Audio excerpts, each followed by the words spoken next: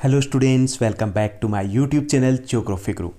आज हम पढ़ने और समझने वाले हैं क्लास 10th एसएसटी सामाजिक विज्ञान की वर्कशीट नंबर 59 यानी कि कार्यपत्रक संख्या 59 को। आज की हमारी वर्कशीट भी काफ़ी आसान रहने वाली है। आज की इस वर्कशीट में हम इकोनॉमिक्स यानी कि अर्थशास्त्र के पहले चैप्टर विकास से रिलेटेड क्वेश्चंस को डिस्कस करने वाले हैं। आज की इस वर्कशीट में टोटल 10 क्वेश्चन दिए गए और सभी question very short answer type question है, यानी कि 1 अंक वाले प्रश्न रहेंगे। तो चलिए शुरुआत करते हैं हम आज की इस आसान सी वर्कशीट की। जैसा कि आप अपनी स्क्रीन के ऊपर देख पा रहे हैं, ये हमारी वर्कशीट नंबर 59 यानी कि कार्यपत्रक संख्या 59 है। हमारा विषय सब्जेक्ट एसएसटी सामाजिक विज्ञान है, जिसमें हम अर्थशास्त्र इकोनॉमिक्स का पहला चैप्टर है विकास, उसकी दोहराई करने वाले हैं। आज की दिनांक है 28 नवंबर 2020। सबसे पहले हम विकास को समझ लेते हैं कि विकास क्या होता है। हमारे जीवन में आने वाले किसी भी सकारात्मक बदलाव को हम विकास कहेंगे, यानी कि कोई भी पॉजिटिव चेंज होता है। विकास कई प्रकार का हो सकता है। आर्थिक विकास, अगर हमारी आय बढ़ गई तो आर्थिक विकास है। ये सामाजिक विकास है, अगर समाज में हमारी इज्जत प्रतिष्ठा बढ़ती है, सामाजिक विकास हो सकता है। संज्ञानात्मक विकास, अगर हमारा नॉलेज बढ़ता है, संज्ञानात्मक विकास है। ओके, राजनीतिक विकास हो सकता है, जैसे आपके 8th क्लास में 80% मार्क्स आए, 9th में 85 आए, तो ये हमारा विकास है। आप 8th से 9th में पहुँचे, 9th से 10th में पहुँचे, ये हमारा विकास है। हमारी आय बढ़ी, परिवार की आय बढ़ी, ये भी हमारा विकास है। ओके, तो चलिए हम प्रश्नोत्तर की तरफ बढ़ते हैं। आज की इस वर्कशीट में आसान से 10 क्वेश्चन दिए गए हैं। सभी क्वेश्चन काफ़ी इंपॉर्टेंट भी है। पहला जो क्वेश्चन दिया गया है कि केरल में शिशु मृत्यु दर कम क्यों है। पहले ये समझ लेते हैं कि शिशु मृत्यु दर क्या होता है। जीवित जन्म लेने वाले बच्चों, जो बच्चे हैं, उनमें से 1 वर्ष की आयु तक जितने बच्चों की मृत्यु हो जाती है, यानी कि पहला बर्थडे सेलिब्रेट करने से पहले ही जितने बच्चों की, जितने शिशुओं की मृत्यु हो जाती है, उसे शिशु मृत्यु दर कहते हैं। तो केरल में ये शिशु मृत्यु दर सबसे कम है। इसका कारण है वहाँ बेहतर चिकित्सा सुविधाएं हैं, मेडिकल फैसिलिटीज सबसे बेहतर है हमारे देश में वहाँ। दूसरा जो प्रश्न दिया गया है कि क्या औसत आय के आधार पर विकास की गणना करना सही है, कोई एक कारण बताइए। तो औसत आय के आधार पर विकास की गणना करना बिल्कुल भी सही नहीं है, क्योंकि औसत आय से हर व्यक्ति की आय का अनुमान नहीं लग पाता। इसमें केवल आय पर ही जोर दिया जाता है। तो पहली चीज़ ये कि औसत आय से सही से पता नहीं चलता कि हर व्यक्ति की आय कितनी है। जैसे आपकी क्लास का अगर हम एवरेज लें तो एवरेज आ गए 70%। क्या ये सही है? नहीं, उसमें 95 वाला बच्चा है और उसमें 35 वाला भी है, तो सही से हर व्यक्तिगत पता नहीं चला ना, 70% पे सारे नहीं है। तो यही औसत आय के साथ है। तो इसमें हर व्यक्ति की आय का पता नहीं चलता, पहली कमी ये। दूसरी कमी ये है कि विकास केवल आय पर निर्भर नहीं करती। स्वास्थ्य, शिक्षा, सुरक्षा, समानता, बहुत सारे और पहलू है जो इस औसत आय का जो आधार है इसमें शामिल नहीं होते। तीसरा जो प्रश्न दिया गया कि नीचे दिया गया कथन सही है या गलत, ये हमें बताना है। कोयला एक गैर नवीकरणीय संसाधन है, सही है या गलत? बिल्कुल सही है, क्योंकि कोयला है वो गैर नवीनीकरणीय योग्य संसाधन, यानी कि नॉन रिन्यूएबल है। इसको एक बार प्रयोग कर लिया तो ख़त्म, फिनिश। यानी कि एक बार प्रयोग किया, उसके बाद हम कितना ही मंत्र पढ़ें, आबड़ा कडाबड़ा आबड़ा कडाबड़ा, दोबारा कोयला बन जाएगा? नहीं बनने वाला, ख़त्म। हाँ, बन सकता है ये, लेकिन लाखों साल लगेंगे। तो ये है गैर नवीकरणीय संसाधन, तो ये कथन सही है। चौथा प्रश्न दिया गया है भूमिहीन ग्रामीण मजदूरों के लिए निम्नलिखित में से कौन सा एक विकास का लक्ष्य होने की संभावना है। तो डी इसका उत्तर रहेगा, मजदूरी में बढ़ोतरी। क्योंकि ग्रामीण मजदूर है, मेहनत करते हैं, आय उनके लिए एक बड़ा लक्ष्य होता है। आय बढ़ेगी तो परिवार को बेहतर सुविधाएं दे पाएंगे। पांचवा जो प्रश्न दिया गया है कि खालिस्तान की पूर्ति कीजिए। भारत के देश राज्य में साक्षरता दर सबसे कम है, तो इसका उत्तर रहेगा बिहार। 2011 की जनगणना के अनुसार बिहार में 61.8% साक्षरता दर थी, जबकि देश की जो औसत है, जो साक्षरता दर थी, वो थी 74%। सर्वाधिक साक्षरता दर लगभग 94% है, वो केरल में है। और केरल के बाद हमारा राज्य आता है, हमारा शहर आता है दिल्ली।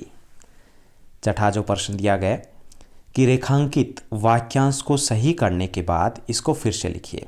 तो हमें एक वाक्य दिया गया और उसमें कुछ रेखांकित भी किया गया है, उसको हमें सही करना है और इसको रीराइट करना है।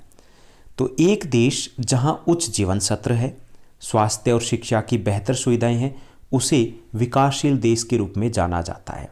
तो यहाँ पे विकासशील जो शब्द है यहाँ पे कुछ गड़बड़ है, हमें दोबारा लिखते हैं। एक देश जहां उच्च जीवन सत्र है, स्वास्थ्य और शिक्षा की सुविधाएं हैं, उसे विकसित देश के रूप में जाना जाता है। जब सब कुछ है तो वो विकसित देश होगा, डेवलपिंग कंट्री नहीं होगा, डेवलप्ड कंट्री होगा, जैसे कि यूएसए है, ब्रिटेन है, जर्मनी है, जापान है। ओके, 7वां प्रश्न है, नीचे दिए गए एक तो कथन दिया गया और दूसरा दिया गया कारण, यानी कि दो हमें स्टेटमेंट दी गई है। पहला है कथन और दूसरा है कारण। इनको पढ़ के हमें सही उत्तर चुनना है। तो कथन दिया गया, प्रत्येक व्यक्ति के लिए विकास के लक्ष्य अलग अलग होते हैं। अलग अलग होते हैं, सही में होते हैं। अगर हम एक क्लास में 40 बच्चे सबसे पूछा जाए तो सबके विकास के लक्ष्य अलग अलग होंगे। उसका कारण दिया गया कि क्यों होते हैं, क्योंकि प्रत्येक व्यक्ति की आवश्यकताएं अलग अलग होती है। ये भी सही है, इट मीन्स दोनों ट्रू है। तो कथन ए और कारण आर दोनों सही है, और कथन जो कारण है वो कथन की सही व्याख्या भी करता है। तो हमारा उत्तर ए रहेगा, क्योंकि विकास के लक्ष्य अलग अलग इसलिए होते हैं कि हर व्यक्ति की विकास की आवश्यकताएं अलग अलग होती है। मान लीजिए गांव में व्यक्ति रह रहा है, एक शहर में रह रहा है। शहर वाले व्यक्ति को 2 किलोमीटर चल के रिक्शा लेकर के मेट्रो स्टेशन पे पहुंचना होता है। उसके बाद वो मेट्रो में ऑफिस जाता है, वहाँ से ऑटो लेता है। उसके लिए विकास का लक्ष्य हो सकता है मेरे घर के पास मेट्रो हो, ऐसा हो सकता है। क्या गांव वाला भी ये सोचेगा कि मेरे घर के पास मेट्रो नहीं है? उसके लिए तो अगर रोडवेज बस आ रही है तो वो भी काफ़ी है। तो इसलिए हमारी परिस्थितियाँ अलग अलग होती है, इसलिए विकास के लक्ष्य हमारे अलग अलग होते हैं। मजदूर के अलग होंगे, किसान के अलग होंगे, शहर में जॉब करने वाले के अलग होंगे, हर देश के लक्ष्य भी अलग होंगे। पाकिस्तान के विकास के लक्ष्य अलग हो सकते हैं, हमारे अलग होंगे। 8th जो प्रश्न दिया गया, सकल घरेलू उत्पाद जीडीपी क्या है? ग्रोस डोमेस्टिक प्रोडक्ट इसको बोलते हैं, सकल घरेलू उत्पाद। बहुत इंपॉर्टेंट क्वेश्चन है कि किसी देश में, एक चीज़ समझिए कि किसी भी देश में एक वर्ष के दौरान, समय कितना है, एक वर्ष के दौरान अर्थव्यवस्था के तीनों सेक्टर, प्राथमिक, द्वितीयक और तृतीयक द्वारा उत्पादित वस्तुओं और सेवाओं के मूल्य के योग को सकल घरेलू उत्पाद कहते हैं। यानी कि एक वर्ष में प्राइमरी सेक्टर प्लस कौन सा सेक्टर है, सेकेंडरी सेक्टर है, द्वितीयक सेक्टर है, प्लस टर्सरी यानी कि तृतीयक सेक्टर है। इन तीनों में जितनी भी वस्तुएं और सेवाएं प्रोड्यूस की गई उनको हम रुपए में कन्वर्ट करेंगे और उनका जो जोड़ आ जाएगा एक वर्ष का वो होगा हमारा जीडीपी। ओके, इसमें एक चीज़ ध्यान रखनी होती है कि हमें वस्तुएं काउंट नहीं करनी होती कि 100 सुइयाँ बनाई, 1 लाख माचिस बनाई, इतनी गाड़ियाँ बनाई। हमें उनका मूल्य से मतलब है, वस्तुएं कितनी है उससे कोई लेना देना नहीं है। उनको जोड़ देंगे तो वो आ जाएगा हमारा जीडीपी यानी कि सकल घरेलू उत्पाद। उसके बाद 9th प्रश्न दिया गया है, 9th क्वेश्चन है, उसकी तरफ पढ़ते हैं। 9th क्वेश्चन दिया गया है, सार्वजनिक वितरण प्रणाली पीडीएस के तहत राशन की दुकानें लोगों की मदद कैसे करती है? पीडीएस के बारे में आप 9th क्लास में पढ़ चुके हो। सार्वजनिक वितरण प्रणाली के तहत पीडीएस जो सिस्टम जिसको बोलते हैं पब्लिक डिस्ट्रीब्यूशन सिस्टम, उसके तहत राशन की दुकानें होती है। आपने अपने मोहल्ले में देखी होगी, सस्ते अनाज के डिपो लिखा होता ना, जहाँ से सस्ता अनाज मिलता कार्ड के बेस पे। तो ये राशन की दुकानें हैं, लोगों की मदद कैसे करती है? तो सार्वजनिक वितरण प्रणाली के तहत राशन की दुकानों पर लोगों को सस्ते में अनाज और अन्य खाद्य सामग्री जैसे कि दाल, चीनी इत्यादि उपलब्ध करवाई जाती है।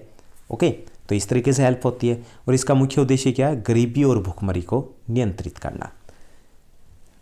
10th क्वेश्चन दिया गया। 10th क्वेश्चन इस वर्कशीट का लास्ट क्वेश्चन है, मानव विकास रिपोर्ट किस संस्था द्वारा प्रकाशित की जाती है? इस चैप्टर में आपने मानव विकास रिपोर्ट के बारे में पढ़ा है कि हर देश को एक रैंकिंग दी जाती है। तो ये जो रैंकिंग देता है HDR यानी मानव विकास रिपोर्ट है, ये कौन सी संस्था पब्लिश करवाती है? तो वो है UNDP। Okay, United Nation Development Programme. आप UNDP लिखोगे तो भी चलेगा। तो ये थी हमारी आज की आसान सी वर्कशीट। उम्मीद करता हूँ आप अच्छे तरीके से पढ़ रहे होंगे। हमारे साथ ऐसे ही बने रहिए। आप मुझे इंस्टाग्राम पे फॉलो कर सकते हो, हमारा टेलीग्राम का चैनल है जिसका लिंक डिस्क्रिप्शन में दिया गया है, उसको भी ज्वाइन कर सकते हो। साथ ही साथ एक और ऑप्शन भी अवेलेबल है, आप इस चैनल को ज्वाइन कर सकते हो। ज्वाइन का बटन दिया गया है, इससे आपको एक बैच मिलेगा और मेरे लिए आपके कमेंट को पहचानना और रिप्लाई देना आसान हो जाएगा। आज के लिए बस इतना ही। Thank you, bye bye, have a nice day.